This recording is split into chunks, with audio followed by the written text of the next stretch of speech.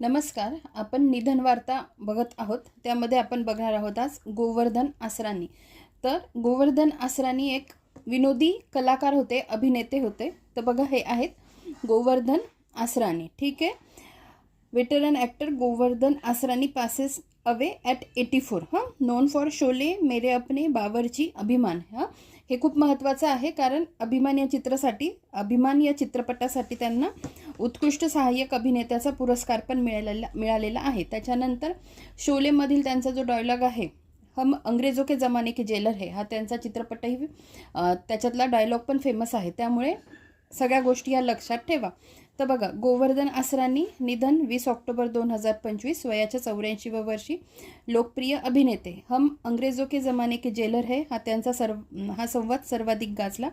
शोले चित्रपटातील त्यांच्या Charlie चॅप्लिनच्या पेहरावातील jailer आणि त्यांची संवाद फेक प्रचंड लोकप्रिय ठरली. अभिमान, हरे कांच, आज की ताज़ा खबर, रोटी, चुपके चुपके, छोटी सी बात, रफू चक्कर, शोले, पती पत्नी और वो अशा अनेक चित्रपटातील त्यांच्या विनोदी भूमिका गाजल्या. आसरानी हे सिंधी परिवारातील होते. FTII पुणेचे संचालकपद त्यांनी भूषविले होते.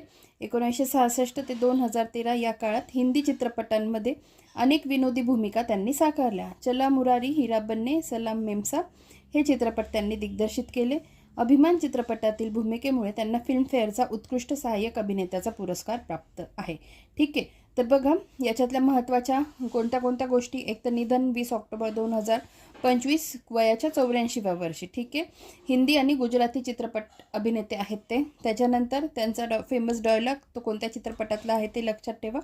सिंधी परिवारातले ते आहे हे लक्षात ठेवा. नंतर FTIIचे संचालकपद पण त्यांनी भूषवलं आहे.